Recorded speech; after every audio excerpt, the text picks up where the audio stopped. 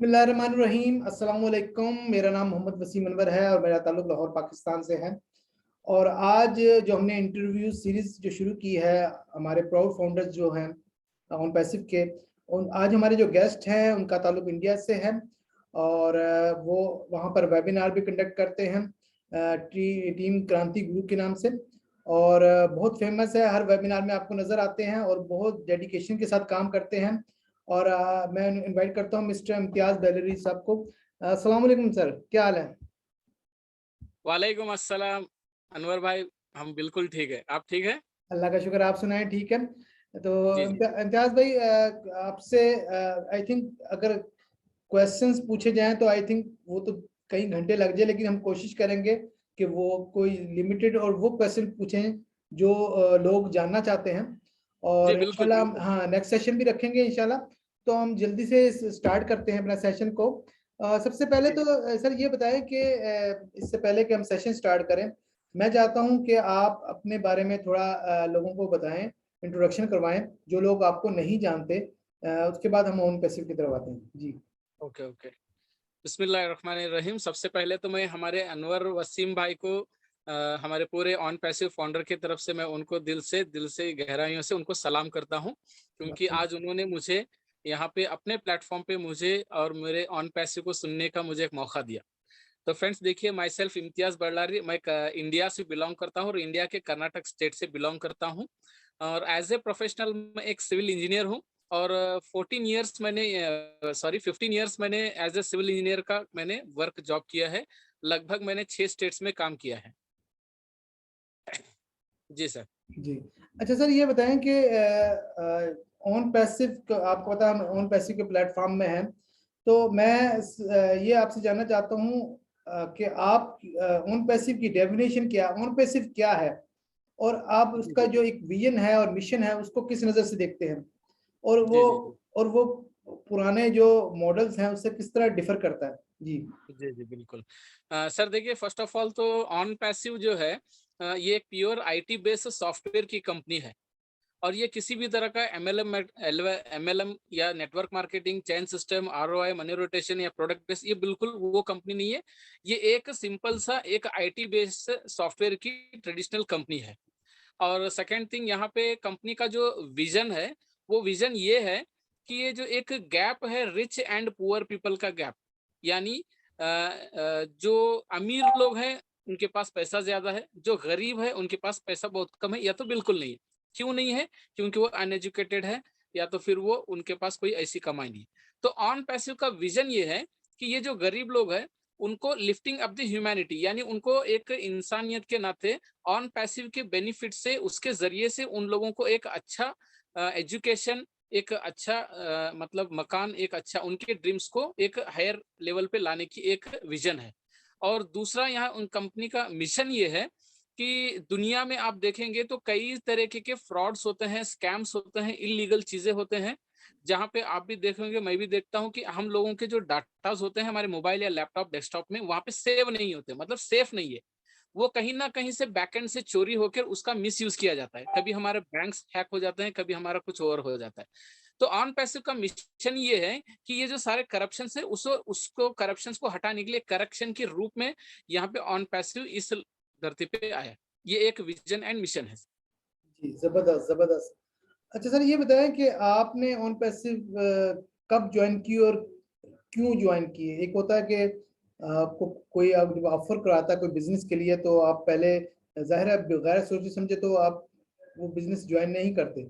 तो आपने जी ये बिल्कुल। कब ज्वाइन की जो बताया? सर देखिए, एक्चुअल में क्या है कि ऑन पैसिव को मैंने 2020 10 अक्टूबर को ज्वाइन किया।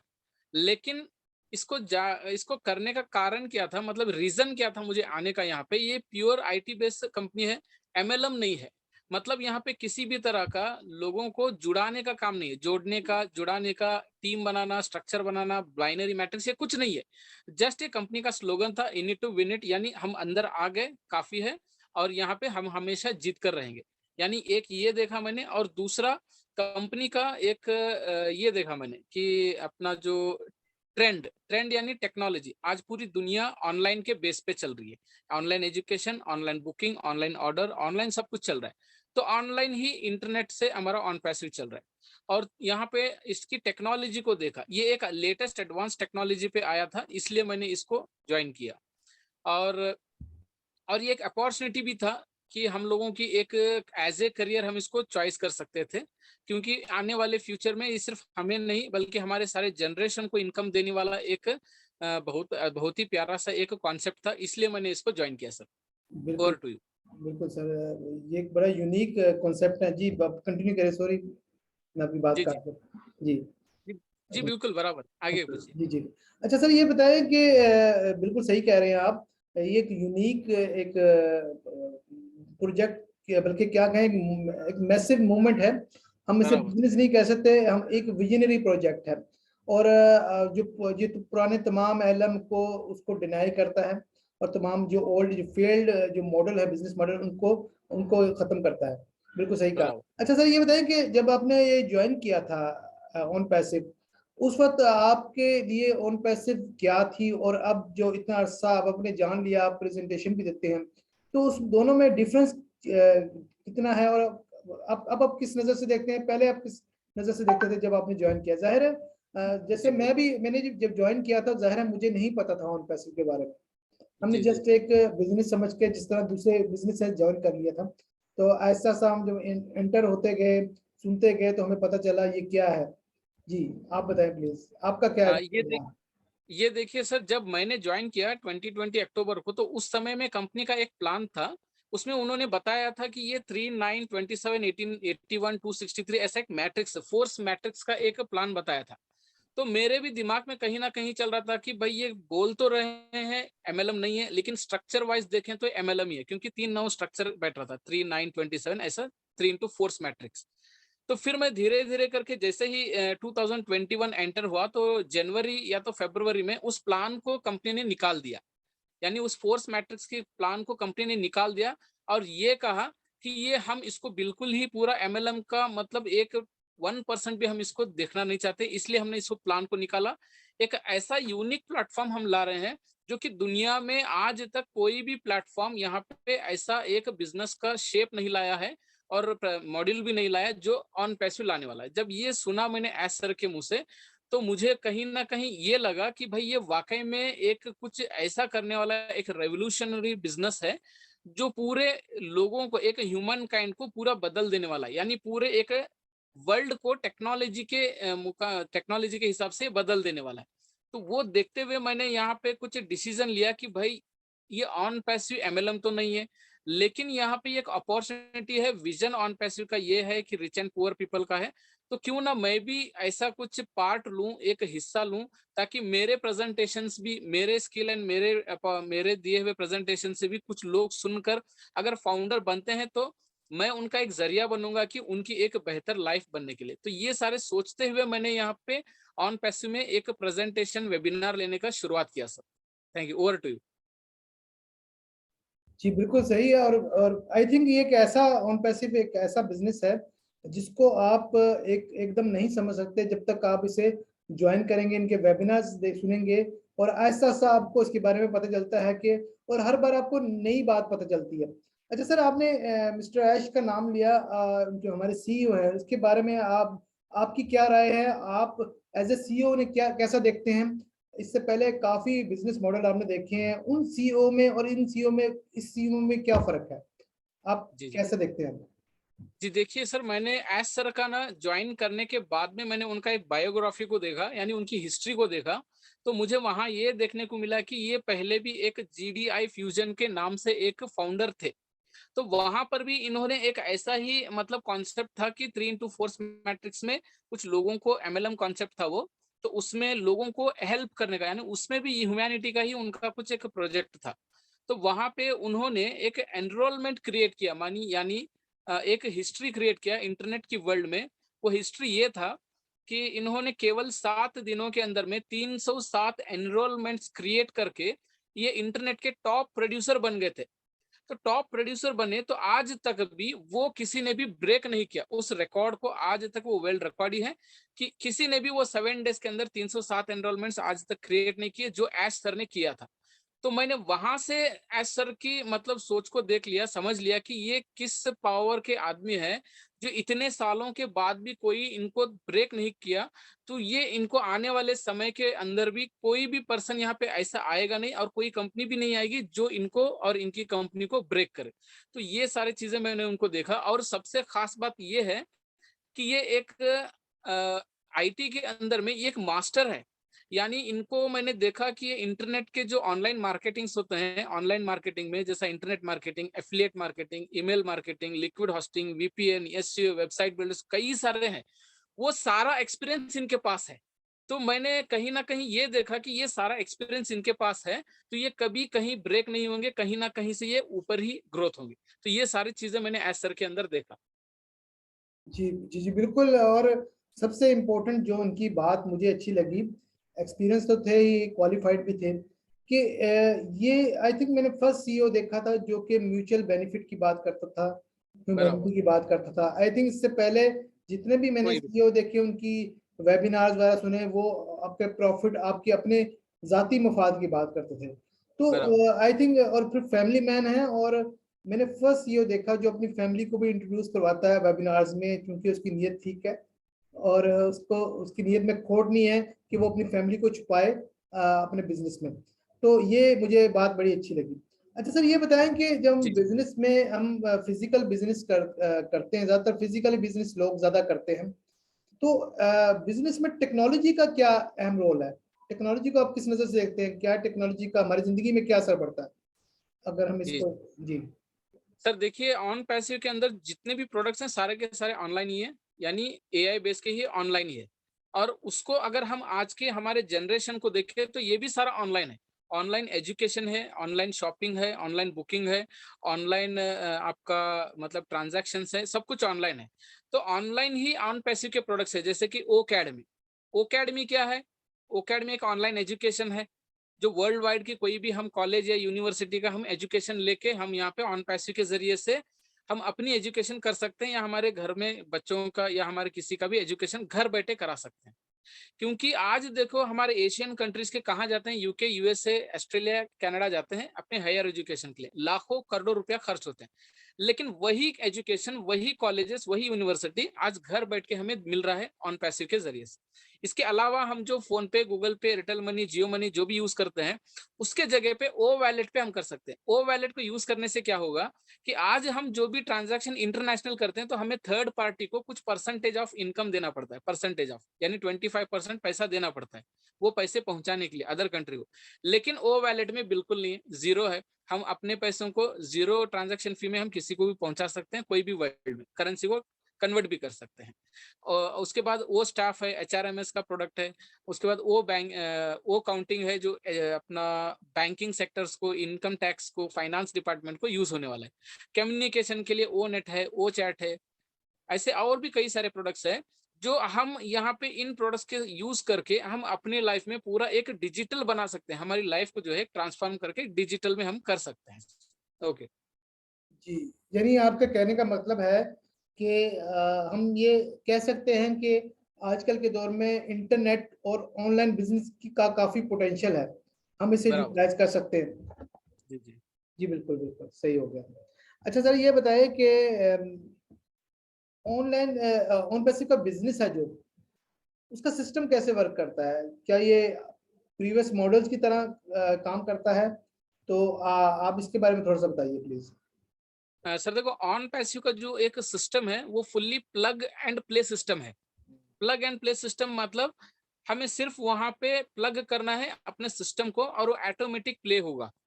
लेकिन आप आज के डेट में देखेंगे जो वर्चुअल बिजनेस है, वर्चुअल प्रोडक्ट्स के साथ में करते हैं तो वो मैनुअली वर्क ज्यादा होता है। मैनुअली इनपुट करना पड़ता है, मैनुअली सब कुछ करना है। लेकिन यहाँ पे क्या है, ऑन पैसिव में fully plug and play system है। इसको प्लग एंड प्ले सिस्टम इसलिए कहते हैं क्योंकि ये आर्टिफिशियल इंटेलिजेंस के साथ में कनेक्ट हुआ है। तो यहाँ पे आप प्रीवियस कंपनी में देखिए, कोई एमएलएम का ही मैं बोल देता हूँ, वहां पे बोलने के लिए पैसिव इनकम होता है, लेकिन हमें वहां पे प्रोडक्ट को सेल करना होता है, डेमोन्स्ट्रेट देना होता है और टीम भी बिल्ड करना होता है, फॉलोअप भी लेना पड़ता है, सब कुछ करना पड़ता है। लेकिन ऑन पैसिव में ये सब कुछ नहीं है। ऑन पैसिव का सिस्टम क्या है कि सब कुछ ऑटोमेटिक है। आपके नीचे ट्रैफिक बिल्ड होगा, टीम बिल्ड होगा, ऑटोमेटिक्स होगा। आपका टीम का फॉलो भी मतलब आपका ट्रैफिक का जो फॉलो भी खुद ऑटोमेटिक होगा। आपका नीचे जो प्रोडक्ट्स रहेंगे डिजिटल प्रोडक्ट्स वो खुद ऑटोमेटिक सेल होगा और ऑटोमेटिक ही लोग यहाँ पे अपने प्रोडक्ट्स को यूज करके अपने लाइफ में कन्वर्ट कर सकते हैं और ऑटोमेटिक ही टीम मतलब आपका एक इनकम जनरेट होगा। मतलब लोग भी ऑटोमेटिक मिलियनियर बिलियनियर भी बनेंगे और लोग ऑटोमेटिक ही यहाँ पे अपना मतलब अपने लाइफ को लग्जरी में देखेंगे। तो ये प्लग एंड प्ले सिस्टम है, इसलिए सारा कुछ ऑटोमेटिक होता है। जी सर। बिल्कुल जबरदस्त। और आई थिंक इससे पहले ऐसा कॉन्सेप्ट हमने पहले कभी नहीं देखा। इससे पहले जितने भी बिजनेस थे हमें खुद ये काम करने पड़ते थे, जिसकी वजह से फेल लोग ज्यादा होते थे, कामयाब लोग बहुत कम होते थे। बिल्कुल सही कह रहे हैं। अच्छा सर, ये अब दो तीन क्वेश्चन है जो आपस में जुड़े हुए हैं, कनेक्टेड हैं। जी जी हम ऑन बेसिस के प्रोडक्ट की बात करते हैं, तो जी जी डिजिटल बिल्कुल। प्रोडक्ट की बात करते हैं। क्या मुझे बताइए, क्या इसमें कोई फिजिकल प्रोडक्ट्स भी हैं? Number one. Number number two, मुझे ये बताइए कि आपकी इसमें से फेवरेट प्रोडक्ट कौन सी है? और कोई कुछ प्रोडक्ट बताइए जो आप समझते हैं कि जो हमारी इंसानियत के लिए फायदेमंद हो, जिसमें लोगों का फायदा हो। जी। जी जी बिल्कुल सर। जैसे कि देखिए सर, फर्स्ट मैं मेरा फेवरेट प्रोडक्ट बता देता हूँ, ओ अकेडमी। ओकेडमी मुझे फेवरेट इसलिए लगता है क्योंकि इसमें इस प्रोडक्ट्स को यूज करते हुए हम अपने पर्सनल लाइफ की जो एक सेविंग भी कर सकते हैं। सेविंग कैसे कर सकते हैं? कि हम हायर एजुकेशन के लिए बाहर जाते हैं, वहां जाने के लिए पासपोर्ट वीजा इमिग्रेशन, वहाँ का ट्रांसपोर्टेशन, वहाँ का फूड एक्सपेंसेस, वहाँ का रेंट, वहाँ का एडमिशन फीस, ये सारा कुछ अगर देखें तो ये क्रोर्स में चला जाता है। एमबीए हो या डॉक्टरेट को प्रोडक्ट्स में अगर एजुकेशन करते हैं तो करोड़ में चला जाता है इंडियन के हिसाब से। तो वही एजुकेशन, वही सारा कुछ सिस्टम हम घर बैठे कर सकते हैं। तो वो सारा जो इनकम जो हम हमारा जो पैसा वहां लग रहा था, एक तो वो सेविंग हो गया, वो बच गया हमारा, हमारा ओ अकेडमी के माध्यम से। और हमारा ये जो कोविड 19 एंड ओमिक्रॉन के जैसे वायरसेस की वजह से आज लोग दूसरे कंट्री को जाने के लिए भी डरते हैं। तो ये सारा सिचुएशन क्या हो गया कि हम ओ अकेडमी के माध्यम से घर बैठे ही ये एजुकेशन ले सकते हैं। इसलिए मुझे ये एक तो ये प्रोडक्ट मुझे बहुत पसंद है और दूसरा मुझे यहाँ पे लोगों को फायदेमंद होने वाला जो प्रोडक्ट है वो ओब्लेस है। ओब्लेस मुझे इसलिए अच्छा लगता है क्योंकि आने वाला जो फ्यूचर है वहां पे हर एक फाउंडर का जो इनकम होगा वो इतना इनकम होगा, मतलब आने वाले कुछ सालों के बाद, 2-4 सालों या 5-6 साल के बाद इतनी इनकम होगी कि लोग उस पैसों को खर्च करने के लिए मतलब कहाँ खर्च करें ये सोचेंगे, कहाँ इन्वेस्टमेंट करें ये सोचें। तो वो पैसा हम अपने चैरिटी में, ट्रस्ट में, ओब्लेस में और हमारे कहीं और भी कुछ रहते हैं जैसे कि ओल्ड एज होम्स होते हैं, रूम्स होते हैं, वहां पे हम खर्च करके हम एक इंसानियत भी निभा सकते हैं और दूसरों की एक मदद भी कर सकते हैं और ये सही जगह पे पैसे लग सकते हैं। और तीसरा यहाँ पे फिजिकल प्रोडक्ट्स की आपने बात की, तो फिजिकल प्रोडक्ट्स अभी तक ऐसा कुछ डिस्प्ले नहीं हुआ है, कुछ डिस्क्लोज नहीं किया गया है। लेकिन फिर भी मुझे मानना है कि फिजिकल प्रोडक्ट्स ऐसे हो सकते हैं जैसे कि आज हमारे बैंगलोर के अंदर में एक इंडस बोल के कर्नाटक के बैंगलोर में एक इंडस स्कूल है, जहाँ पे स्कूल के अंदर पढ़ाने के लिए लेक्चरर टीचर है, प्रोफेसर नहीं है बल्कि रोबोट है। रोबोट एजुकेशन दे रहा है। और कुछ होटल्स हमारे रोबोट रेस्टोरेंट्स है बैंगलोर में, वहां पे वेटर का काम, ऑर्डर टेकिंग का, कुकिंग का काम कौन कर रहा है? रोबोट कर रहा है। तो हो सकता है शायद ये फिजिकल प्रोडक्ट्स हो सकते हैं ऑन पैसिव के आने वाले समय में, जो कि हर एक घर के अंदर भी मौजूद होगा, हर एक रेस्टोरेंट्स में और उनके पर्सनल बिजनेसेस में हो सकता है सर, ये हो सकता है। जी, बिल्कुल, जी बिल्कुल, बिल्कुल। आप सही कह रहे हैं। फिजिकल प्रोडक्ट्स अभी तक तो नहीं आए, लेकिन जो हमें हिंट्स दिए गए हैं, उसमें एनर्जी से रेलिवेंट प्रोडक्ट्स होंगी, कंस्ट्रक्शन से रेलिवेंट होगी। फिर आप ये देखें कि 3D प्रिंटिंग की बात करते हैं, जब अभी रिसेंटली उन्होंने बताया, उसमें 3D प्रिंटिंग में क्या होता है, सब कुछ रोबोट्स करता है और फिजिकली वो चीज़, जैसे आर्टिफिशियल दांत हो गए, आर्टिफिशियल बाजू हो गया, ये हेल्थ से रेलिवेंट चीज़ें होंगी, तो ये भी फिजिकल प्रोडक्ट्स में आ जाते हैं। तो ये, बराबर। हाँ, तो बिल्कुल ऐसी बहुत सारी चीजें होंगी जो वक्त के साथ साथ रिवील होंगी। और फिर उन्होंने ये बात की है कि स्टार्ट में 30 प्रोडक्ट्स, फिजिकल प्रोडक्ट्स भी साथ साथ ये लॉन्च होंगी। और आई थिंक इससे बड़ी बात क्या होगी, इस तरह उन्होंने वो मार्केट भी कैप्चर कर ली जो कि फिजिकल प्रोडक्ट की वजह से जो स्टॉप हो गई थी, क्योंकि तमाम डिजिटल मार्केटिंग नहीं होती, लोग फिजिकल प्रोडक्ट भी खरीदना चाहते हैं। तो ये चीज़ बड़ी बराबर। अच्छी है। और अच्छा जी सर, जी ये बताएं कि इसके बिजनेस मॉडल की बात करते हैं तो हम हमें कैटमो का नाम सुनने में आता है। जी ठीक है, जी तो आप जरा इस कैटमो को एक्सप्लेन कर दीजिए, और ये यूनिक क्यों कहा जाता है बिजनेस मॉडल, यानी ऐसा बिजनेस मॉडल पहले नहीं हुआ है और ये यूनिक है, तो जरा इसको जरा एक्सप्लेन कर दीजिए। जी सर। कैटमो देखिए, CATMO कैटमो है। कैटमो में सी का जो एक लॉन्ग फॉर्म क्या है कि ये कंप्लीट एक डिजिटल सोल्यूशन है। कंप्लीट डिजिटल सोल्यूशन मतलब क्या है कि इंटरनेट के द्वारा जितने भी प्रोडक्ट्स होते हैं, चाहे वो वर्चुअल हो या AI हो या कुछ और चीजें हो, उन सारे चीजों का एक सोल्यूशन है सी का मतलब। यानी on passive complete digital solution ला रहा है। यानी मैं आप पूरी दुनिया जो भी आज इंटरनेट के माध्यम से मोबाइल में लैपटॉप में जो प्रोडक्ट्स यूज कर रहे हैं, आप फेसबुक ले लो, WhatsApp, YouTube, Gmail, Google, Zoom या मोबी, एयरटेल मनी, जियो मनी या फिर और भी कुछ एजुकेशन जैसे बाईजूस ले लो, ये सारे के सारे हम यूज करने के लिए कहाँ जाते हैं? हम उनके अलग अलग वेबसाइट्स पे जाते हैं, या तो अलग सॉफ्टवेयर या तो एप्लीकेशन में जाते हैं। तो उन सारे चीजों को एक जगह पे ऑन पैसिव दे रहा है, इसलिए कंप्लीट डिजिटल सोल्यूशन कहता है। और दूसरा है ऑटोमेटेड आर्टिफिशियल इंटेलिजेंस टेक्नोलॉजी। यानी इसका जो ए का लॉन्ग फॉर्म है, सी के बाद ए आता है, ए का लॉन्ग फॉर्म है ऑटोमेटेड आर्टिफिशियल इंटेलिजेंस टेक्नोलॉजी। तो ये इस टेक्नोलॉजी के बेस से ये सारा डिजिटल सोल्यूशन रन होगा। और उसके बाद में टी का मतलब क्या है? Targeted traffic for every month. यानी जो फाउंडर है या सेकेंडरी फाउंडर है या फिर सेलर है या रीसेलर है या यूजर है या ट्रैफिक है, हर एक व्यक्ति को, हर एक पर्सन को ये टारगेटेड ट्रैफिक एवरी मंथ देंगे। यानी ये अब MO का मतलब क्या है? उसी ट्रैफिक के बेस से मनी फॉर एवरीवन। MO का लास्ट का जो है MO है, यानी मनी फॉर एवरीवन, सभी को पैसा मिलने वाला है उसी ट्रैफिक से। तो ये कैटमो का एक लॉन्ग फॉर्म है। जी जी। जी सर। अच्छा सर, ये आपने अभी बहुत शॉर्ट में बहुत अच्छी तरह एक्सप्लेन किया कैटमुक को। आई थिंक इससे बेहतर यूनिक मॉडल नहीं हो सकता, क्योंकि इससे पहले के जितने भी बिजनेस मॉडल में उसमें ये था कि हमें काम करना पड़ता था, जिसमें ज्यादातर लोग नाकाम हो जाते थे। अच्छा, लेकिन बिल्कुल आपने अभी ट्रैफिक की बात की, टारगेटेड ट्रैफिक की बात की, तो उनकी जो मार्केटिंग के थ्रू जो ट्रैफिक जो हमें मिलेगी, उसका सोर्स क्या होगा, तो हमें कैसे जी जी मिलेगी? हाँ जी, वो थोड़ा सा एक्सप्लेन कर दीजिए। सर, देखिए ऑन पैसिव के पास में मोर देन 100 वेबसाइट्स ऐसे हैं जो मार्केटिंग कैंपेन करेगा ऑनलाइन। यानी ये जो मैं आपको बता रहा हूँ, मोर देन 100 वेबसाइट्स ऐसे हैं जो वो मार्केटिंग कंपाइन करेगा। जैसा ईमेल मार्केटिंग, ईमेल के द्वारा यहाँ पे ट्रैफिक को लाएगा। SMS का मार्केटिंग करेगा, SMS के द्वारा मार्केटिंग होगा।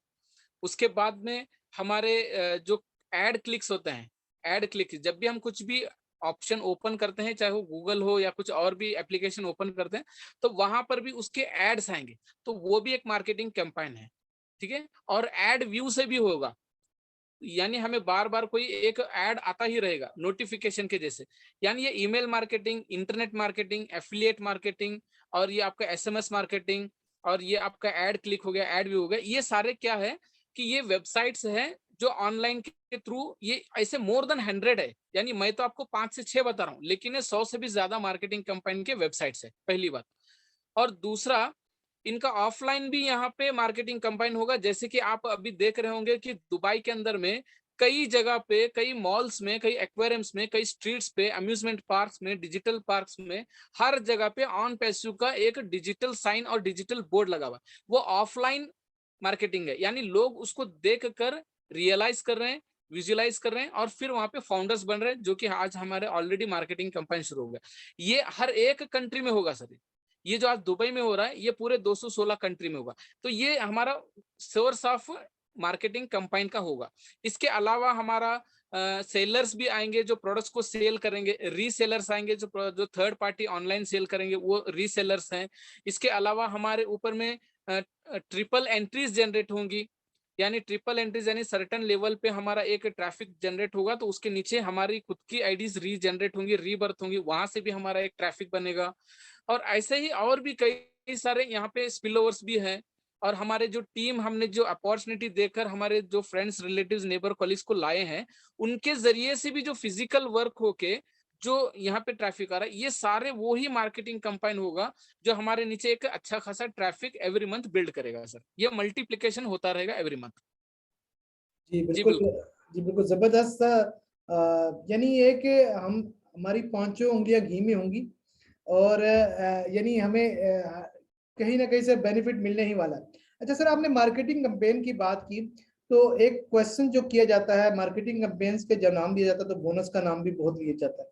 तो एक एक क्वेश्चन ये है कि नॉर्मली जब कोई कंपनी लॉन्च होती है तो लॉन्च होने के बाद मार्केटिंग कैंपेन स्टार्ट की जाती है ताकि ताकि हमें अर्निंग हो। लेकिन जी यहाँ जी ऑन पैसिव में अभी कंपनी लॉन्च नहीं हुई लेकिन फिर भी मार्केटिंग कैंपेन स्टार्ट हो गई है। तो इसकी रीजन क्या है और ये बोनस हमें किस तरह मिलेगा, और इसके बारे में लोग पूछते हैं, इसके बारे में थोड़ा एक्सप्लेन कर दीजिए। जी जी सर, देखिए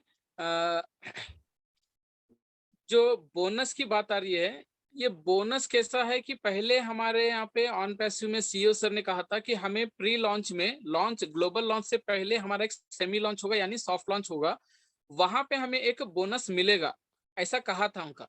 लेकिन अभी थोड़े दिन पहले उनका एक मीटिंग हुआ, उनके 1800 एडवोकेट्स हैं, उनमें से सिलेक्टेड एडवोकेट्स के साथ उनका एक डिस्कशन हुआ जो राउंड टेबल पे। तो वहां पे एक ऐसा बात निकल कर आई कि अगर ग्लोबल लॉन्च से अगर पहले हम किसी को यहाँ पे इनकम देते हैं, चाहे वो बोनस के रूप में या कोई इंसेंटिव के रूप में या कोई और इनकम के रूप में, तो हम लॉन्च से पहले अगर दे देंगे तो ये एक आरओआई कहलाएगा या तो मनी रोटेशन कहलाएगा, यानी एक स्पॉन्जी स्कीम कहलाएगा। इसलिए बोनस जो है हमें प्री लॉन्च में नहीं देंगे, आफ्टर लॉन्च ही देंगे।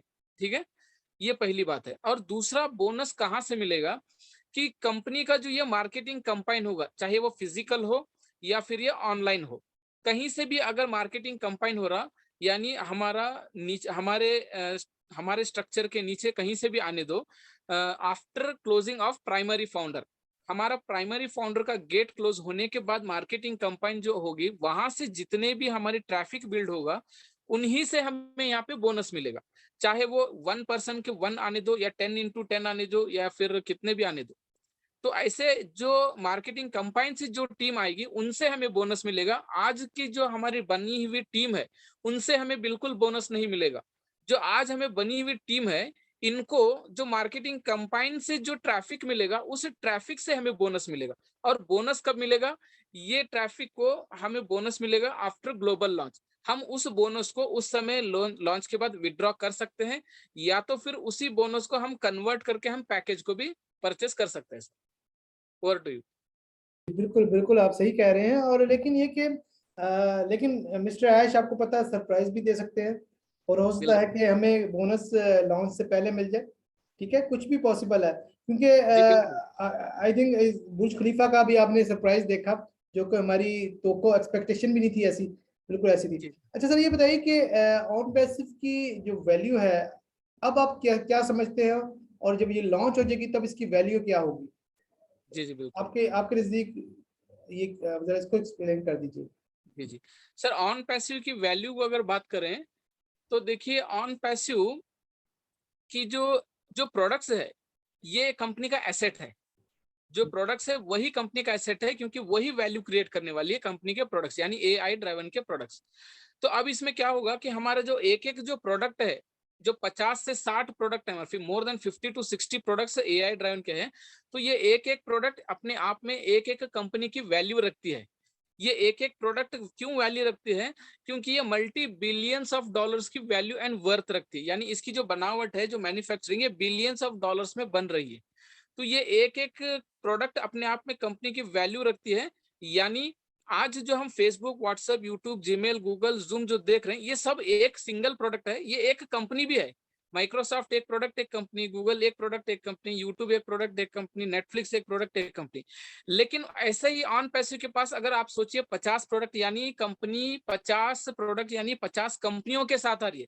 ऑन पैसिव एक टाइटल है, एक हेडलाइन है, लेकिन उसके अंदर अगर हम झांक के देखें तो 50 से 60 कंपनियां मौजूद हैं, क्योंकि हर एक प्रोडक्ट अपने आप में एक अलग ही एक काम करने वाली, मतलब उसका एक अलग ही वर्क है, उसका अलग ही मैन्युफैक्चर है।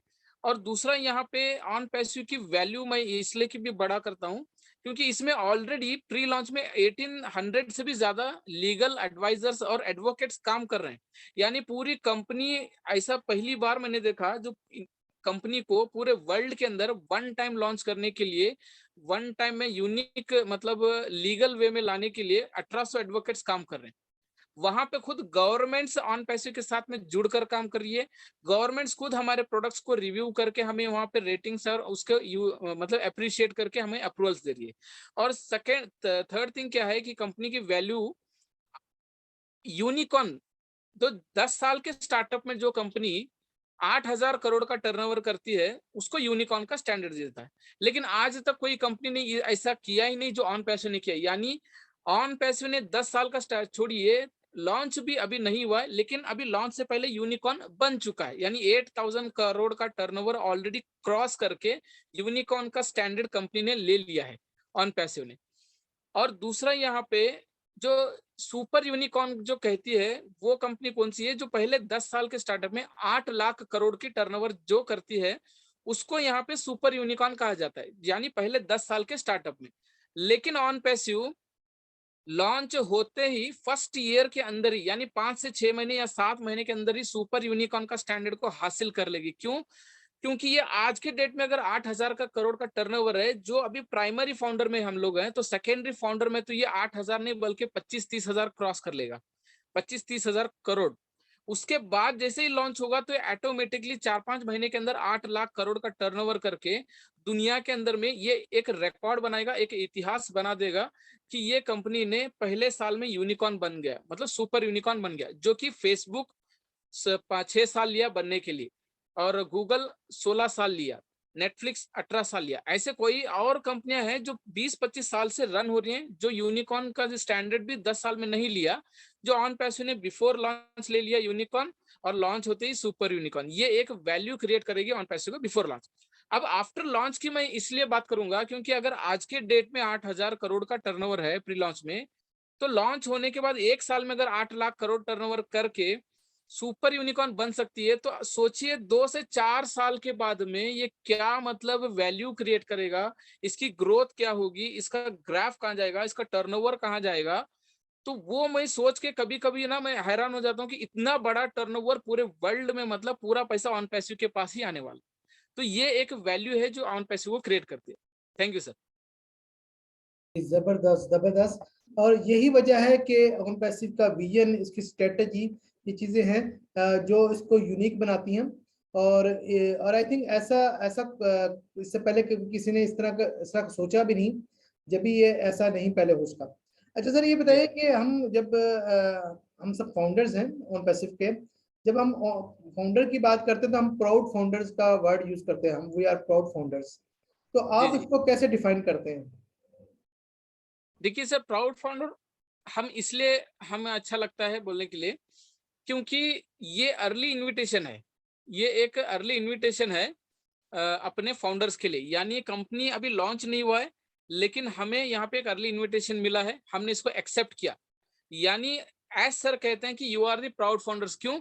क्योंकि हमने प्री लॉन्च में 9,000 या 10,000 या 8,000 रुपए लगाकर हमने यहाँ पे कंपनी पे बिलीव किया, हमने कंपनी को ट्रस्ट किया, उस पर फेथ लाया। यानी हमने कंपनी का साथ दिया। साथ देकर आज हम लोग फिजिकल इवेंट्स भी कर रहे हैं, फिजिकल वेबिनार्स भी कर रहे हैं, मीटिंग्स भी कर रहे हैं, 1-to-1 भी कर रहे हैं। तो ये हमें एक प्राउड कहला रहे हैं। कौन? एज सर, कि you are the proud founders because you are trusting me, you are supporting me in pre launch. मतलब वो हमें एक प्राउड फाउंडर कह रहे हैं। और दूसरा यहाँ पे प्राउड फाउंडर मैं इसलिए भी कहूंगा क्योंकि हमें on passive 1% of internet users में काउंट करेगी। यानी दुनिया में आप पॉपुलेशन देखें 750 करोड़ लोग हैं, उनमें से 500 करोड़ लोग ऐसे हैं जो इंटरनेट को यूज करते हैं कहीं ना कहीं। तो उन 500 करोड़ लोगों में से 1% हम फाउंडर रहेंगे। यानी सोचिए 500 करोड़ का 1% यानी 5 करोड़ होता है। तो आज तो हम 12-12.5 लाख हैं, अभी 0.01% भी नहीं है हम लोग। तो हम लोग को ये प्राउड भी होना चाहिए कि हम एक कंपनी, इतने बड़े यूनिकॉर्न कंपनी के एकदम टॉप 1% में रहेंगे। तो हमारे नीचे 99% का ट्रैफिक, 99% का इंटरनेट यूजर्स हमारे नीचे हैं। ये भी हमें एक गर्व महसूस होता है। और दूसरा यहाँ पे हमें कंपनी एक बिजनेस ओनर करके बोलती है। You are the company owner, you are the partner, you are the shareholder बोलते हैं। तो ये भी हमें एक गर्व महसूस होता है, यानी प्राउड महसूस होता है। तो ये सारे कुछ चीजें हैं जो हमें प्राउड महसूस होता है सर। Thank you. जी, बिल्कुल, बिल्कुल। और आई थिंक यही इसको यूनिक बनाती है कि और आई थिंक हमने जानने में, अनजाने में अगर डिसीज़न लिया है, एक ऐसा डिसीज़न लिया है जिसमें हम फ़ख्र कर सकते हैं। अच्छा सर ये बताएँ कि यहाँ पर हम जो फाउंडर्स जो अब बन चुके हैं, वो 2 तरह के फाउंडर्स हैं। लोगों को अभी भी कुछ कन्फ्यूजन रहती है। एक फाउंडर वो है जो सिर्फ़ जस्ट जॉइन किया है और पुराने बिज़नेस मॉडल की तरह उसने कुछ भी नहीं किया, कोई टीम नहीं बनाई, ज़ीरो टीम के साथ वो बैठा है, उसने जस्ट जॉइन किया। और दूसरे वो हैं जो पुराने एमएलएम वाले या दूसरे वो टीम बना रहे हैं। तो उन दोनों की अर्निंग में कितना डिफरेंस होगा और क्या हमें यहाँ टीम बनानी चाहिए? क्योंकि कुछ लोग कन्फ्यूज़ होते हैं कि 3 इज़ फ्री की बात होती है, क्या कुछ कहते हैं हमें 3 की टीम ज़रूर बनानी चाहिए। तो इसको इस कन्फ्यूजन को ज़रा थोड़ा एक्सप्लेन कर दें कि जो ज़ीरो टीम के साथ है और जो काम कर रहा है, दोनों में क्या डिफरेंस है और क्या दोनों फ़ायदे में हैं या एक फ़ायदे में है? ज़रा इस चीज़ को एक्सप्लेन कर दीजिए। जी, जी, बिल्कुल। देखिए सर, यहाँ पे पहले तो मैं 3 एंड फ्री का बोल देता हूँ। कंपनी ने 3 एंड फ्री का मतलब ये रखा है कि हमारे नीचे कहीं से भी स्ट्रक्चर में अगर 3 लोग आते हैं, 3 इंटरनेट चाहे वो फाउंडर हो या ट्रैफिक हो या इंटरनेट यूजर्स हो या सेकेंडरी फाउंडर हो, कोई भी हो, कहीं से भी स्पिल ओवर से आने दो या फिर हमारे खुद से हमें बनाए हुए से आने दो या कहीं हमारे ट्रिपल एंट्री से आने दो, कहीं से भी अगर 3 लोग हमारे नीचे आ जाते हैं, तो हमारा नेक्स्ट मंथ का जो सब्सक्रिप्शन जो पैकेज है, वो फ्री हो जाएगा। यानी हमें जेब से देना नहीं होगा। नेक्स्ट मंथ का सब्सक्रिप्शन का जो पैक है, वो फ्री हो जाएगा, इसलिए हमें 3 एंड फ्री कहते हैं। अब सेकंड थिंग जो हमें यहाँ पे एक 0 टीम वाला है और एक 10 टीम वाला है, ठीक है? अब 0 टीम वाले का इनकम क्या रहेगा कि उसने जो जॉइन किया, उसके डेट और टाइम के अकॉर्डिंग कंपनी के लॉन्च के डेट और टाइम यानी समझ लो 2 साल का गैप है। तो इसके डेट से लेके ये 2 साल के बीच में जितने भी लोग यहाँ पे एज़ अ फाउंडर आए हैं या सेकेंडरी फाउंडर आए हैं या कुछ और भी आए हैं, तो ये डेट और टाइम के अकॉर्डिंग ये रोबोट जो सिस्टम है, जो एआई है, ये उनके नीचे स्पिल ओवर के थ्रू उनके नीचे फिट करेगा, किसके? ज़ीरो टीम वाले के। यानी वो काम नहीं कर रहा है, लेकिन फिर भी उसके नीचे एक ट्रैफिक जनरेट हो रहा है। कहाँ से हो रहा है? वो सिस्टम डेट और टाइम को कंसीडर कर रहा है, यानी इनका डेट और टाइम इनसे पहले है, जो लोग बाद में है, इसलिए इनको क्या कर रहा है? इनके नीचे प्लेस कर रहा है। लेकिन ऐसा नहीं कि 100% लोग इनके नीचे आएंगे। इनमें समझो कि एक 10 लाख लोग आए हैं इनके बाद, ये 10 लाख लोगों में से शायद हो सकता है 100 200 500 लोग इनके नीचे आ सकते हैं। तो ये क्या होगा? ये एक जीरो टीम वाले का हो गया, ठीक है? अभी जो टीम बना रहा है, जैसे कि हमने एज सर का विजन को हमने कायम किया, यानी हमारे अंदर भी एक इंसानियत का एक हमारा वो भी जज्बा जाग गया। यानी हमने भी ये सोचा कि हमारे अड़ोस पड़ोस यानी फ्रेंड्स, रिलेटिव्स, नेबर, कलीग्स भी हम जैसे हमारा इस अपॉर्चुनिटी को ग्रैब करके वो भी हमारे जैसे एक आने वाले समय में एक अच्छी लाइफ जी, ये सोचकर अगर हमने उनको बताया और वो भी हमारे साथ में अगर हमारे साथ जुड़ गए हमारे लिंक से, तो वो क्या होगा कि वो डायरेक्ट मेरा कहलाएगा, यानी मेरे जरिए से आए हैं तो वो मैंने मेहनत किया इसलिए वो आए हैं। तो ऐसे 10 लोग को अगर मैं करता हूँ फॉर एग्जाम्पल, तो अब यहाँ पे डिफरेंस क्या होगा कि ये जो जीरो टीम वाले को जो 100-200 लोग मिले थे, अब यहाँ पे जो 10 लोग इसने खुद से बनाए, तो ये 100-200 लोग इन सबको भी मिलेंगे, जो 10 लोगों को। तो ऑटोमेटिकली क्या हो गया कि इसकी जो 10 की टीम है वो मल्टीप्लिकेशन में चला जाता है। इसकी इनकम मल्टीप्लिकेशन में चला जाएगा, क्योंकि ये इतना बड़ा ट्रैफिक इसने पहले जनरेट कर लिया, 10 लोग बना लिए, तो वो एवरी मंथ ये 10 के जगह 100 होंगे, फिर 1000 होंगे, फिर 10,000 होंगे, तो ये 10-10 गुना बढ़ते जाएगा। तो यहाँ पे इसका इनकम तो मल्टीप्लिकेशन हुआ, उसके साथ साथ में इसका ट्रैफिक भी मल्टीप्लिकेशन हुआ। तो ये डिफरेंस रहेगा कि जीरो टीम वाले को उसको सिस्टम से दिए हुए टीम से ही उसका कंसीडर किया जाएगा और उसको वही मल्टीप्लिकेशन होगा। लेकिन ये जो टीम जिसने बनाया है, उसके नीचे उसने जो मेहनत करके यहाँ पे जो टीम बिल्ड किया, उसके नीचे वो उसकी भी टीम बढ़ रही है, प्लस सिस्टम से दिया हुआ भी टीम बढ़ रहा है, तो वो मल्टीप्लिकेशन में जाएगा, यानी इनकम ट्रैफिक दोनों भी। जी सर, ये डिफरेंस रहेगा। जी, जी, बिल्कुल, बिल्कुल आपने सही कहा। इस मीन आप ये कहना चाहते हैं कि जो मेहनत करेगा उसे तो रिज़ल्ट मिलेगा, मिलेगा, लेकिन बिल्कुल, जो ज़ीरो टीम वाला है वो भी यानी मायूस कहीं ना ना हो, कहीं। डिसअपॉइंट ना हो, उसको भी काफ़ी मिलेगा। लेकिन जी बिल्कुल। अकॉर्डिंग टू उसका जो जो आर्टिफिशियल इंटेलिजेंस के थ्रू जो भी आपको उसको नीचे बिज़नेस मिलेगा, उसके थ्रू मिलेगा। बिल्कुल सही कह रहे हैं। जी जी। अच्छा सर ये जी बताएँ सर। कि यहाँ पर इनकम के बारे में बताएं कि इनकम के क्या क्या तरीके यहाँ पर होंगे, इसको थोड़ा सा एक्सप्लेन कर दें, क्योंकि इनकम के बारे में लोग बहुत जानना चाहते हैं कि यहाँ पर पैसा कितना आएगा, कितनी तरीकों से आएगा। कुछ तो आपने जी बता दिए, आप थोड़ा सा मजीद अगर एक्सप्लेन करना चाहें तो देख लीजिए। जी जी सर, देखिए हमने लाइफ में, मैंने अभी तक यहाँ पे ऑन पैसिव को ज्वाइन करने से पहले दो इनकम का देखा था, सुना था। एक एक्टिव इनकम, एक पैसिव इनकम। एक्टिव इनकम वो है जो हम खुद काम करके कमाते हैं। पैसिव इनकम वो है जो हम एक बार सिस्टम को प्लग कर दिए, मतलब स्टार्ट कर दिए, और वो हमेशा हमें पैसा आता रहेगा, हम काम करें या ना करें, वो पैसिव इनकम।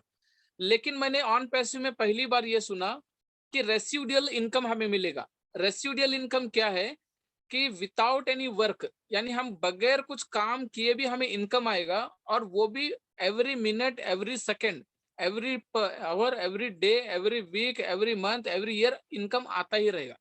चाहे हम वर्क करें या चाहे हम ना करें, चाहे हम ट्रैवल में हो, किसी शादी ब्याह में हो, या कुछ और चीजों में मशगूल रहे, कहीं भी कुछ करो, इनकम आपकी आती रहेगी। यानी ये जो आता रहेगा इनकम विदाउट एनी वर्क, ये एक रेसिडुअल कहलाता है।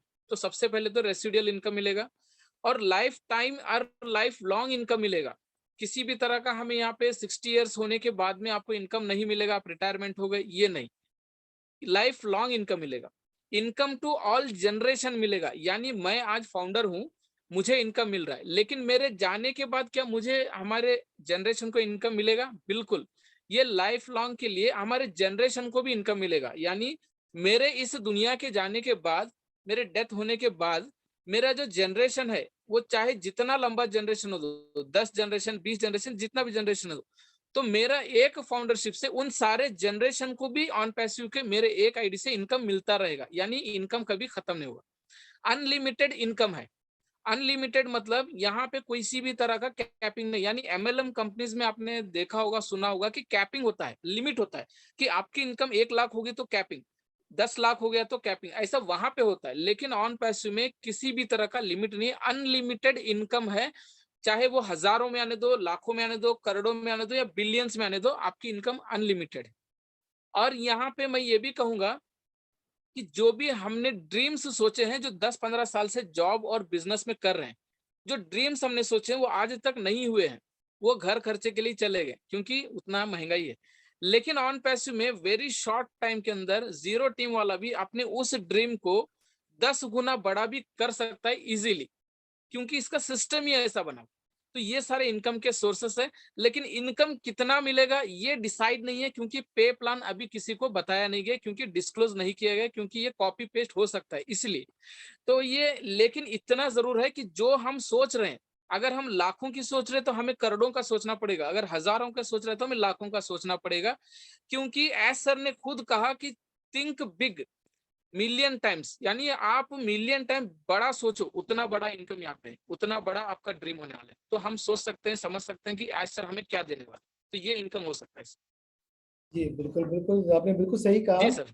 अच्छा सर, फाउंडर्स के आपने इतने बेनिफिट्स बता दिए, तो जब ये लॉन्च होगी, आई थिंक हम सब बहुत शिद्दत से वेट कर रहे हैं कि जब कंपनी कब लॉन्च होती है। और उसका हमने मार्केटिंग कैंपेन से जो स्टार्टअप तो देख ही लिया हमने। अच्छा सर, ये बताइए कि ये तो फाउंडर्स की बात होगी, लेकिन क्या आप क्या सजेस्ट करते हैं कि as a career on passive को हमें ज्वाइन करना चाहिए एज ए करियर, अगर बात करें, क्योंकि यहाँ पर वैकेंसीज भी है, आपको पता है, इंटरव्यूज भी होते हैं, बहुत कुछ होता है। जी जी, आप मुझे सुन पा रहे हैं? वॉइस ब्रेक हो रहा है। हाँ, आप मुझे सुन पा रहे हैं? हाँ जी, अभी बोलिए सर। मैंने कहा एज ए करियर हम क्या आप सजेस्ट करते हैं हमें ज्वाइन करना चाहिए, क्योंकि फाउंडर को तो आपने बेनिफिट काफी बता दिया है, लेकिन हम देखते हैं काफी वैकेंसीज भी निकलती है, हायरिंग होती है, तो एज ए करियर आप क्या सजेस्ट करते हैं? जी बिल्कुल सर, ये हम इसको करियर, हम इसको मतलब कर ले सकते हैं। क्यों? क्योंकि देखिए यहाँ पे ऑन, जो हमारा ऑन पैसिव जो प्रोडक्ट्स लेकर आ रहा है, वो एक तो वो खुद सेल करेगा ही करेगा, बोट हमारा सेल करेगा, लेकिन उस प्रोडक्ट को हम खुद भी फिजिकल भी सेल कर सकते हैं। जैसे कि हमारा कोई हमारा एक कपड़े का दुकान, सॉरी, अपना कोई एक मैकेनिकल का एक शॉप है, तो उसको यूज होने वाला हमारे पास कुछ प्रोडक्ट है तो दे सकते हैं। या फिर हमारा कोई वीडियोग्राफिंग का या स्टूडियो, या तो कुछ और भी बिजनेस हो तो हम वो कैप्चर वहाँ पे दे सकते हैं, या हमारा कोई ऑफिस है जहाँ पे हमारा काउंटिंग मतलब अकाउंट सिस्टम हमें जरूरत पड़ रहा है, तो हम वहाँ पे वो काउंटिंग का प्रोडक्ट उनको दे सकते हैं। तो ऐसे करके हम उनको सेल करके हमारा एक हमारा खुद का बिजनेस भी कर सकते हैं। और दूसरा, यहाँ पे इसको मैं करियर भी इसलिए ले चॉइस इसलिए कर सकता हूँ क्योंकि ये एक ट्रेडिशनल बिजनेस है। तो हम लॉन्च के बाद भी जो लोग फाउंडरशिप में नहीं है, वो एज ए ट्रैफिक तो बनकर आएंगे, एज ए यूजर तो बन के आएंगे। तो उसको हम हमारा कंपनी का कॉन्सेप्ट, प्रोडक्ट, टेक्नोलॉजी देकर हम उनको हमारे सिस्टम में लाकर हमारा खुद का भी एक फिजिकल मतलब बिजनेस शुरू करा सकते हैं और उनकी भी लाइफ चेंज कर सकते हैं सर। तो इसको एज ए करियर हम ले सकते हैं। बिल्कुल। बिल्कुल सही कहा आपने, एज ए करियर भी हम ले सकते हैं। अच्छा सर, आपने अभी कुछ प्रोडक्ट्स का नाम लिया, ओ अकेडमी, ओ कनेक्ट, काफी ज्यादा प्रोडक्ट्स हैं, डिजिटल प्रोडक्ट्स हैं सबके। अगर बेनिफिट पे अगर बात आए तो एक प्रोडक्ट को आई थिंक घंटों लग जाए इसको एक्सप्लेन करने में। तो लेकिन इसमें एक और नाम भी हम सुनने में आता है कि हमारा अपना डेटा सेंटर होगा। तो जी ये क्या बिल्कुल। चीज है, इसको थोड़ा एक्सप्लेन कर दीजिए, इसका क्या बेनिफिट है अपना डेटा सेंटर होने के, थोड़ा ये बता दीजिए सर। सर डाटा सेंटर में देखिए, डाटा सेंटर में क्या है कि ये एक फिजिकल फैसिलिटी है। डाटा सेंटर एक्चुअली एक फिजिकल फैसिलिटी है, ये एक बिग इंफ्रास्ट्रक्चर है जो ये ओपन ग्राउंड में और आउट ऑफ द सिटी में इसको बनाया जाता है। ठीक है।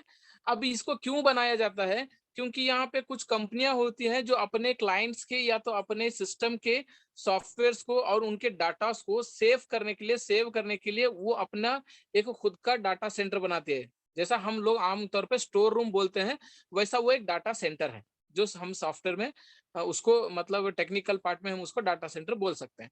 और डाटा सेंटर में क्या होता है सर कि वहां पे 5 तरीके के भी डाटा सेंटर है। कुछ एज डाटा सेंटर है, कुछ क्लाउड कंप्यूटिंग डाटा सेंटर है, कुछ और भी बहुत सारे डाटा सेंटर्स हैं जो मैं आपको नेक्स्ट इसमें बताऊंगा। तो ये खुद का हमारा 2 से 3 डाटा सेंटर होने वाले हैं ऑन पैसिव के। और ये शायद हमारे ऑलमोस्ट ऑल कंप्लीशन मोड में है। ये आज से नहीं बन रहा है या पिछले 2-3 महीनों से नहीं बन रहा है। एक डाटा सेंटर को बनाने के लिए लगभग 2.5 से 3 साल लगते हैं।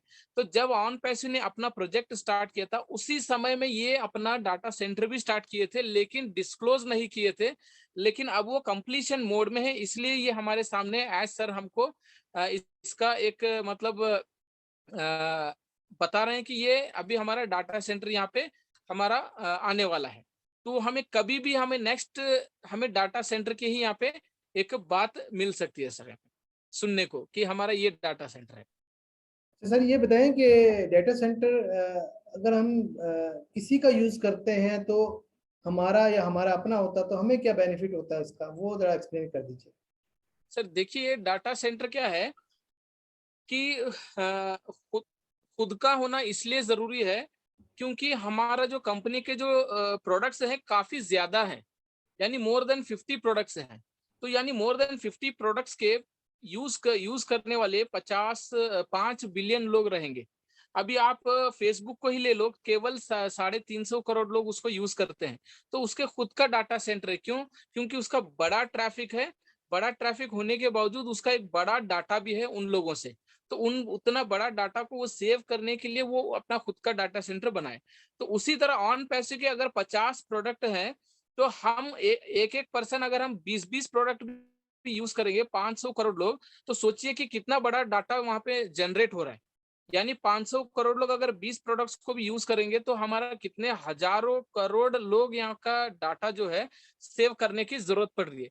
तो वो जो डाटा हमारा हैवी होता है, जो दूसरों कंपनी के जो बनाए हुए डाटा सेंटर के यहाँ पे रेंट पे हम नहीं ले सकते, जो कि एक छोटे छोटे जो फर्म्स होते हैं, जो छोटी कंपनियां होती है, जो छोटे छोटे, वो लोग एज ए रेंट पे उनके डाटा सेंटर में कुछ सर्वर्स बाय करके वहां पे अपना वो डाटा सेव करते हैं। लेकिन ऑन पैसिव खुद का डाटा सेंटर देखो 2 से 3 पहले ही बता रहे हैं, 3 कम से कम 3 डाटा सेंटर बता रहे हैं। क्यों बता रहे हैं? क्योंकि हमारे पास में एक ह्यूज कलेक्शन आएंगी डाटा सेंटर की। तो वो सारा डाटा सेंटर को यहाँ पे सेव करने के लिए तो वो 3 डाटा सेंटर बना रहे हैं सर। जी बिल्कुल। जबरदस्त जबरदस्त। यानी आपके कहने का मकसद है कि जब हमारा अपना डेटा सेंटर होगा तो हमें किसी से रेंट पे डेटा सेंटर नहीं लेना पड़ेगा और हमें पे जी नहीं करना पड़ेगा। और हमें उसमें बेनिफिट होगा। और ऑब्वियसली हम पार्टनर हैं, जब अगर हमारा अपना डाटा सेंटर होगा, हम जब दूसरों को रेंट पर देंगे तो उससे जो अर्निंग होगी हमें उसका भी शेयर मिलेगा, हमें उसका भी जी। बेनिफिट मिलेगा डेफिनेटली।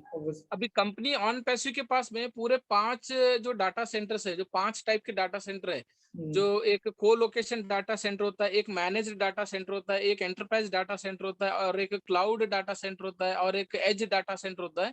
ये सभी डाटा सेंटर ऑन पैसिव के पास आने वाले हैं, क्योंकि ये सारे जो प्रोडक्ट्स है ना, ये एक ना किसी टाइप के सेंटर में रिलेटेड होने वाले हैं, 50 प्रोडक्ट। तो ये सारे डाटा सेंटर ऑन पैसिव के होने वाले हैं। और ये वेरिएंट हमारे कुछ टायर्स भी होते हैं। टायर 1 एक बेसिक रेडियंट होता है, टायर 2 रेडॉन्ट कैपेसिटी का होता है, टायर 3 कॉन्करेंटली मैनेज करके होता है, टायर 4 एक फॉल्ट डाटा करके होता है। तो ये सभी हमारे इसमें आने वाले हैं, जो बेसिक स्टैंडर्ड है। तो ये सब कुछ हमारे डाटा सेंटर में होने वाले हैं सर, ये खुद के होने वाले हैं। जी जी बिल्कुल, बिल्कुल। जबरदस्त जबरदस्त जबरदस्त। अच्छा सर, ये डाटा सेंटर, आई थिंक ये इतना डिटेल टॉपिक है, इस पे पूरा एक 1 घंटा 2 घंटे का सेशन हो सकता है। तो बिल्कुल बिल्कुल सर। बिल्कुल बिल्कुल। अच्छा सर, ये बताएं कि एक जो लोगों को कंफ्यूजन है, जो कि आउटसाइडर होते हैं, जो कि कंपनी के बारे में नहीं जानते, वो कहते हैं 2018 से कंपनी बनी है और ये इसे बनने में इतना टाइम लग रहा है, ये लेट है, बनने में इसे टाइम लग रहा है, लेट हो रही है। तो आप इसके बारे में क्या कहना चाहेंगे दूसरों की कंफ्यूजन दूर करने के? क्योंकि हम इनसाइडर हैं, हम तो फाउंडर, हम मीटिंग अटेंड करते हैं, हमें पता है कंपनी का इतना बनने में वक्त क्यों लग रहा है, और क्या ये नॉर्मल टाइम है, क्या ये जल्दी बन रहा है, हमें तो पता है। तो आप थोड़ा एक्सप्लेन करेंगे प्लीज। जी बिल्कुल सर। देखिए, एक डिजिटल प्रोडक्ट्स जो होते हैं ना, वो एक बहुत ही सेंसिटिव होते हैं, सेंसिटिव। उसमें कोड जनरेट होते हैं सर। एक्चुअल में आप देखेंगे तो एक कोडेड फॉर्म में ये जनरेट होते हैं, ये प्रोडक्ट्स, डिजिटल प्रोडक्ट्स जो बोलते हैं, जो वर्चुअल प्रोडक्ट्स हैं। अभी यहाँ पे हमारा ऑन पैसिव जो एआई प्रोडक्ट्स है, वो भी एक वर्चुअल प्रोडक्ट्स, वो भी एक कोडेड फॉर्म में ही ऑपरेट होते हैं। तो यहाँ पे इनका कोड जनरेट करके इनको एक दूसरे के साथ में लिंक करके एक सिस्टम में एक सेंसिटिव रूप में अगर बनाना है तो काफी टाइम लगता है। आप फिर एग्जांपल ले लो, मैं आपको जूम का ही ले लेता हूँ। जूम जो एक प्रोडक्ट है, कितना सिंपल प्रोडक्ट है, वीडियो कॉन्फ्रेंसिंग प्रोडक्ट, कुछ और भी ज्यादा फ्यूचर नहीं है। तो वो प्रोडक्ट जो है, उसने असेंबल किया है। ऐसा भी नहीं है कि उसने शुरुआत से अपने खुद से बनाया, वो मार्केट से असेंबल ऑलरेडी जो सॉफ्टवेयर थे उनको खरीद कर एक दूसरे के साथ कोड करके उसको बनाया गया है जूम, जो बहुत छोटा प्रोडक्ट है। उसको बनाने के लिए ही 2 साल लगे थे। आप सोचिए, जो असेंबल किए हुए प्रोडक्ट्स को बनाने के लिए 2 साल लगे हैं, फेसबुक को बनाने के लिए 2.5 साल लगे हैं। तो ऐसे एक प्रोडक्ट को बनाने के लिए 2.5 साल, 2 साल, 3 साल, वो भी वर्चुअल प्रोडक्ट्स और वो भी असेंबल प्रोडक्ट्स बन रहे हैं। तो ऑन पैसिव के तो सबसे पहले एक लेटेस्ट टेक्नोलॉजी के बने हुए जीरो से खुद स्टार्ट कर रहे हैं, जीरो से। फॉर एग्जाम्पल में अगर आप मैं एक बात बताऊं, तो अगर मुझे यहाँ से पाकिस्तान जाना है, मुझे 2 तरीके के रास्ते हैं। एक मुझे हाईवे देते हैं, यहाँ से चले जाओ। एक ऐसा देते हैं जहाँ पे जंगल है, पानी मतलब समुंदर है, पहाड़ी भी है, सब कुछ है। अगर मैं कहाँ से जाऊंगा तो पहले पहुंचूंगा, जहां से रोड है वहां से जाऊंगा तो जल्दी पहुंचूंगा। क्यों? क्योंकि वो ऑलरेडी मेरे पास बना हुआ है, तो वहां से मैं जल्दी निकल जाऊंगा। जो यहाँ पे जो मुझे जंगल है, समुंदर है, पहाड़ है, वहां से जाना है तो मुझे खुद से वहां पे रास्ता बनाना है, झाड़ी काटना है, पानी समुंदर में पानी में ब्रिज बनाना है, पहाड़ को खोद के टनल बनाना है। तो यहाँ पे मुझे टाइम लगने लगा। तो सेम सिचुएशन है कि ये जो फेसबुक, व्हाट्सएप, यूट्यूब, जूम, ये असेंबल प्रोडक्ट्स हैं, जो इनको सीधा एक प्रोडक्ट में असेंबल करके बना, ये इसलिए जल्दी बन गए, मार्केट में आ गए। ऑन पैसिव का हाल ये है कि इनको खुद से जीरो से स्टार्ट करके वहां पे पहुंचना है, इसलिए यहाँ पे टाइम लग रहा है। तो यहाँ पे ये खुद मैन्युफैक्चर करके यहाँ पे बन रहा है, इसलिए इसको टाइम लग रहा है सर। बिल्कुल जबरदस्त, आपने जबरदस्त तरीके से एक्सप्लेन किया। अच्छा सर, ये बताएं कि हम ऑन पैसिव का नाम आता है तो बीटा टेस्टिंग की बात आती है, तो ये बीटा टेस्टिंग क्या है और ये कितने ज़रूरी है? हम डायरेक्ट ये प्रोडक्ट लॉन्च क्यों नहीं कर देते, हमें बीटा टेस्टिंग की क्यों ज़रूरत होती है? थोड़ा इसके बारे में बता दीजिए उनके लिए जो इस बारे में नहीं जानते। जी। जी जी जी। सर, बीटा टेस्टिंग देखिए, बीटा टेस्टिंग मतलब क्या है कि एक ट्रायल है, ट्रायल वर्जन है। हमें जो प्रोडक्ट आज मार्केट में एज ए ग्लोबल लॉन्च करना है, जो पूरा हैवी ट्रैफिक उसको यूज करेगा, तो वहां पे लॉन्च करने से पहले हम फाउंडर्स को दिया जा रहा है। क्यों दिया जा रहा है? कि हम उस प्रोडक्ट्स को यूज करके रिव्यू करें, कि उसके अंदर में क्या हमें एरर्स आ रहा है, क्या हमें डिफिकल्टीज आ रही है, क्या हमें इश्यूज आ रहे हैं, क्या हम प्रॉब्लम फेस कर रहे हैं। ये सारे चीजें हम वहां से उसको कलेक्ट करके हम हमारे सपोर्ट टीम को बताएं। इसलिए हमें यह बीटा टेस्टिंग के लिए हमें दिया गया है कि आप लोग हमारे प्राउड फाउंडर्स हो, आप कंपनी के मालिक हो, आप कंपनी के बिजनेस होल्डर्स हो, तो आप इन प्रोडक्ट्स को यूज करके इसका फीडबैक दो कि आपको क्या प्रॉब्लम, क्या इशू, क्या रिजॉल्व करना है, वो हमें बताने के लिए हमें यहाँ पे बीटा टेस्टिंग के लिए हमें दिया गया है। तो ये जरूरी है, क्योंकि आज हम जो रिव्यू देंगे, जो भी हम बताएंगे, वही चीज यहाँ पे आने वाले समय में इजी होगा हमारे इंटरनेट यूजर्स को यूज करने के लिए। आज अगर हम सही से बीटा टेस्टिंग नहीं करेंगे, तो ये शायद हो सकता है कि लॉन्च के बाद में जो हमने यूज करके, जो हमने फाइंड आउट करके नहीं बताया, वो बाद में हमें प्रॉब्लम्स क्रिएट करके खड़ा कर सकती है, जो कि हमें प्रॉब्लम कंपनी को भी आ सकता है। तो ये क्रिएट ना हो इशू, प्रॉब्लम, इसलिए हमें बीटा टेस्टिंग करके हमें अभी से उसे बताना है। इसलिए हमें बीटा टेस्टिंग के लिए अभी दिया गया है। बिल्कुल बिल्कुल, जबरदस्त। आपने बीटा टेस्टिंग के बारे में एक्सप्लेन किया, क्योंकि डिजिटल प्रोडक्ट्स होती हैं, अगर हम डायरेक्ट अगर हम लॉन्च कर दें तो अगर at the time of launch अगर एरर और बग्स शो हो तो काफ़ी बैड इंप्रेशन होता है। तो हमें ये ज़रूरी होता है बीटा टेस्टिंग करना। अच्छा सर, एक क्वेश्चन जो अक्सर किया जाता है कि हम स्टार्ट में जब हम फाउंडर्स के पास गो फाउंडर्स वेबसाइट थी, फिर से कन्वर्ट कर दिया गया ओ फाउंडर्स में, तो उसको कन्वर्ट करने की जरूरत क्यों पड़ी और इन दोनों में डिफरेंस क्या है? जी जी। हाँ, थोड़ा सा ये लोगों को जो कंफ्यूजन है वो दूर कीजिए जी। ये गो फाउंडर क्या था सर? ये एक वेबसाइट था जो कि एक दूसरे यहाँ से बनवाया था। जैसे कि आप गो डैडी समझ लो। गो डैडी क्या है? एक थर्ड पार्टी है जहाँ से हम डोमेन बना के हम अपना वेबसाइट्स को रन करते हैं। तो वो गो फाउंडर वहीं से बना के वहीं से रन हो रहा था। तो अभी ऑन पैसिव का खुद का वो फाउंडर इन्होंने लॉन्च किया। क्यों लॉन्च किया? क्योंकि हम खुद एक सॉफ्टवेयर कंपनी है, तो हम खुद एक प्रोडक्ट बनाकर हम खुद अपने डोमेन्स पे हमारा सारे फाउंडर्स को यहाँ पे लाए एक प्लेटफॉर्म पे।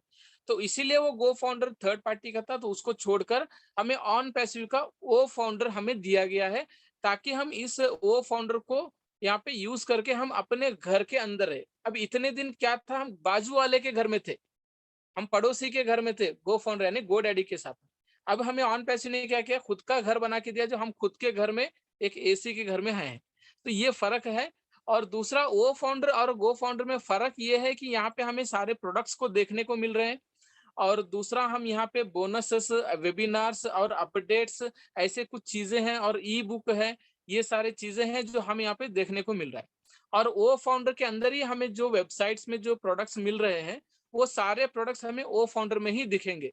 जैसे कि आप देख रहे होंगे, ओ चैट, ओ नेट है, ओ ट्रैकर लॉन्च होने वाला है, और भी ओ अकेडमी, ये सभी हमें एक ही जगह पे मिल रहे हैं सर। इसलिए हमें ओ फाउंडर को दिया गया है। जबरदस्त जबरदस्त सर। मेरे क्वेश्चन ऑलमोस्ट फिनिश है, लास्ट क्वेश्चन है। जी और जी। लास्ट क्वेश्चन क्या, सबसे पहले तो मैं आपको मुबारकबाद देता हूँ।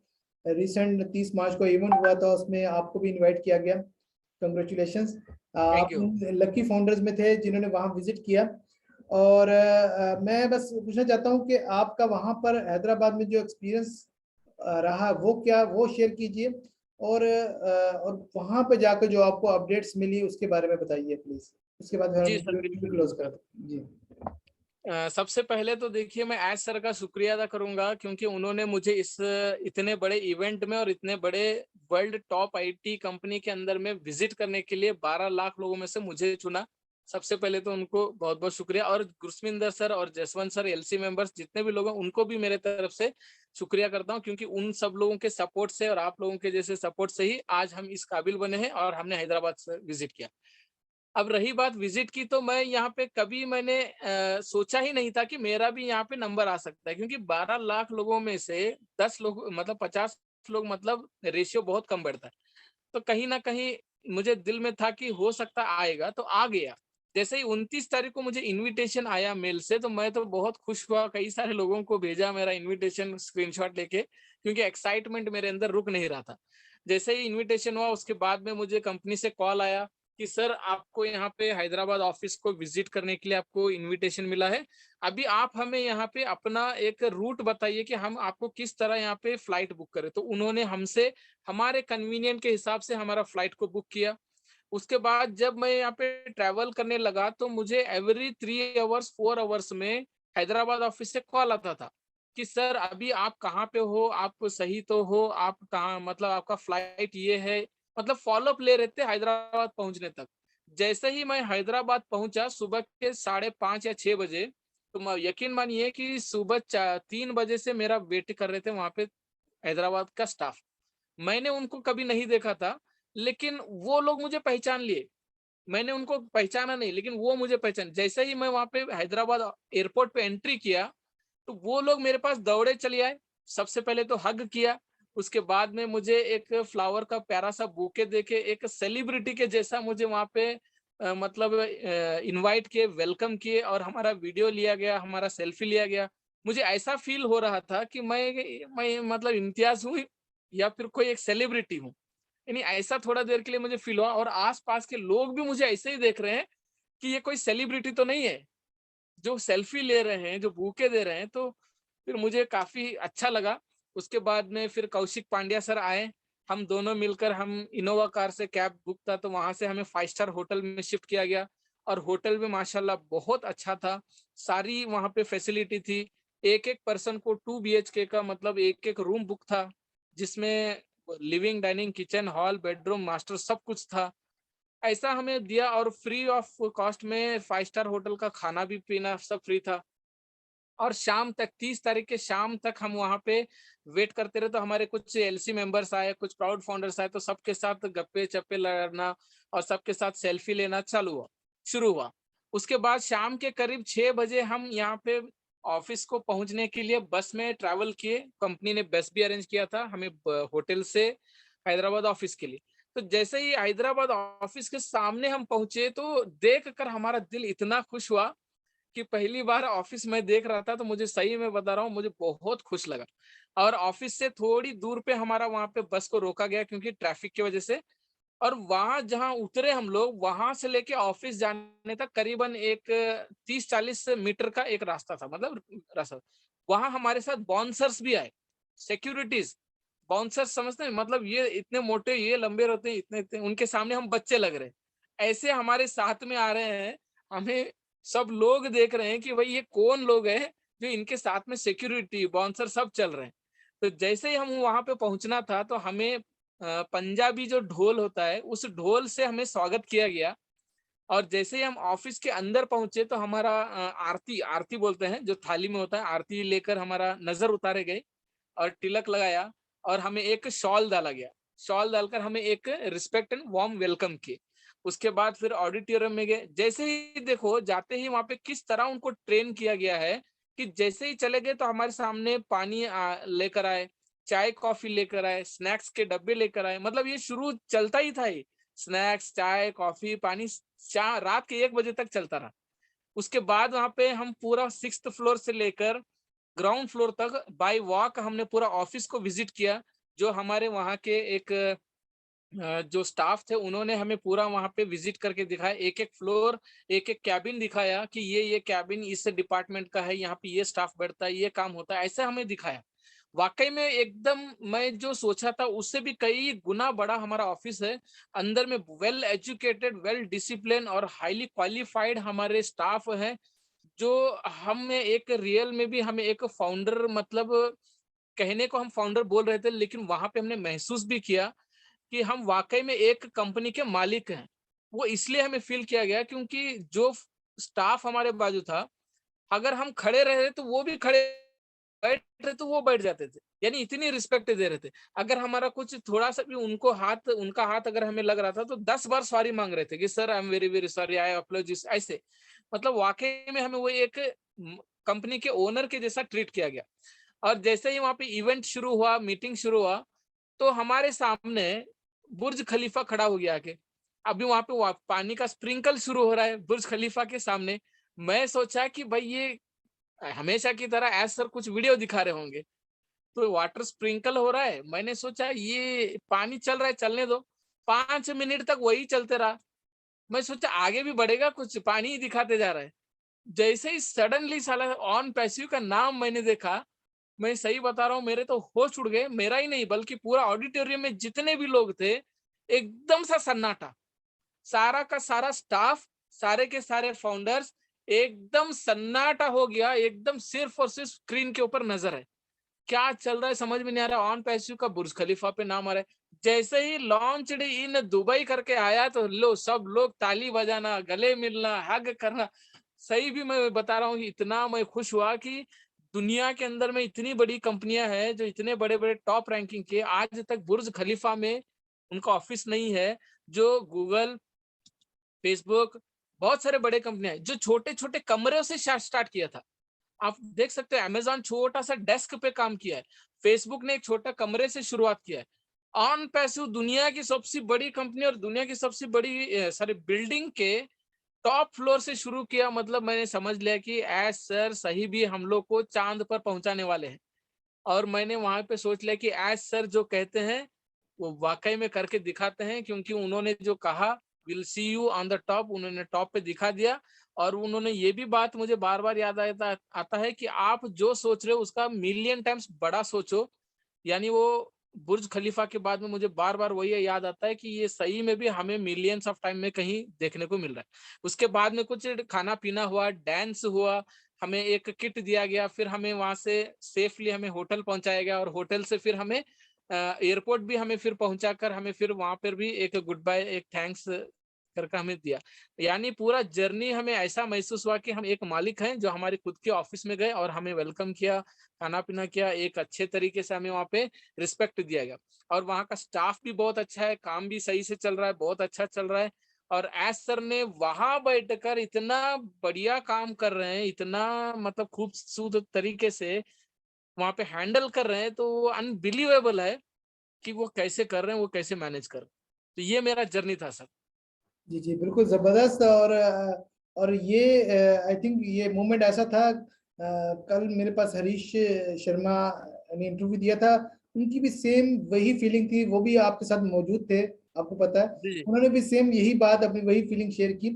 और मैं उन खुशकिस्मत लोगों में से हूँ कि मुझे भी इनविटेशन मिला था हैदराबाद के लिए, बट आपको पता है, बट जी जी क्योंकि मैंने एक दूसरे कंट्री से आना था, वीजाज के इश्यू थे, जिसकी वजह से शॉर्ट टाइम था, मैं नहीं पहुंच सका। लेकिन बहुत दिली तमन्ना थी कि आप सब लोगों से मुलाकात होती। और बट हम हैदराबाद गए, अब दुबई जाएंगे। हाँ, इंशाल्लाह इंशाल्लाह इंशाल्लाह। आप कहते हैं ना, बड़ा सोचो। जी जी बिल्कुल बिल्कुल। आप ये देखें कि मिस्टर ऐश की अगर आप कोई भी बात देखेंगे, उनमें जो भी बात करते हैं उनमें कोई ना कोई हिडन मैसेज होता है। बराबर।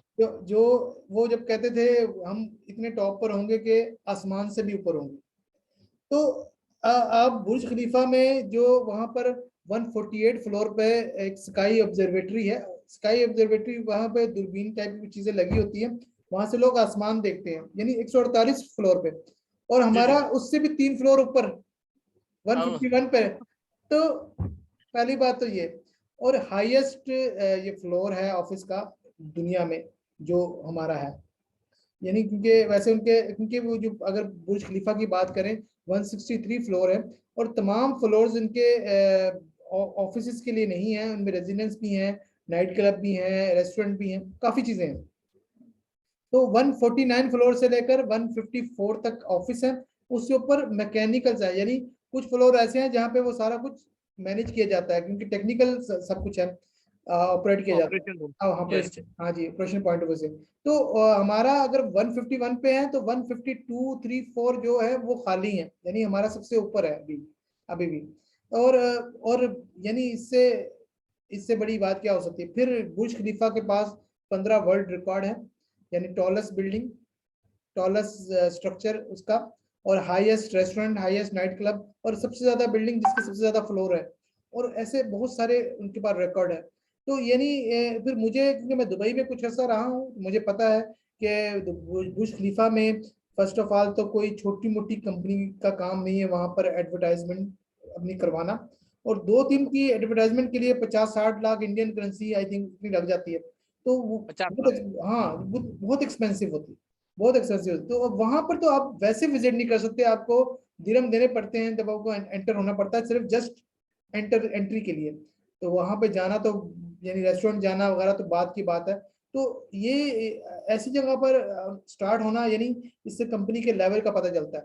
फिर जी दुबई माल की बात करें, दुबई माल दुबई का सबसे बड़ा मॉल है, और वहां पर अगर आप शॉर्टली भी विजिट करें सब जगह पर, तो आपको एक दिन लग जाता है। अगर आपको डिटेल से विजिट करना तो आपको 2 या 3 दिन लगेंगे। तो वहां पर अगर 120 स्क्रीन है, और वहां पर आपने पिक्चर्स देखी होंगी किस तरह वहां पे जो दुबई की वहां पर भी है, वहां पे आइस वगैरह मतलब लोग वहीं का आर्टिफिशियल बनाया हुआ है, वहां पर भी एक स्क्रीन लगी हुई है, वहां पर भी ऑन पैसे के ऐड नजर आ रही है। तो कहने का मकसद यह है कि वहां पर मिस्टर ऐश मुफारा की बात याद आती है, जब उन्होंने कहा था we are at the top, यानी स्काई ऑब्जर्वेटरी से भी ऊपर, यानी उनकी बात सही थी। फिर सेकंडली अभी अगर आप एक बात नोट करें, उन्होंने कहा था हम स्पेस स्टेशन से भी ऑन पैसिव नजर आएगा। अब पता नहीं नेक्स्ट उनके जहन में क्या बात है। चांद से तो दिखाएंगे अभी। हाँ जी, तो हम इसके लिए वो कहते हैं ना, ऊंचा सोचे, बड़ा सोचे, मिलियन स्टाइल। तो इंशाल्लाह हम आगे नेक्स्ट हमें अच्छी अपडेट्स मिलेंगी, और बिल्कुल बिल्कुल। हाँ इंशाल्लाह हमारी भी मुलाकात होगी किसी किसी जगह पर, दुबई या कहीं भी। इंशाल्लाह जी फाउंडर्स हमारा मीटअप होगा। तो अभी तो हम वर्चुअली हम बातचीत करते हैं। तो ऑन पैसिव की सबसे खूबसूरत बात यह है कि ये वो बिजनेस है जिसने एक फैमिली इन्वायरमेंट दिया।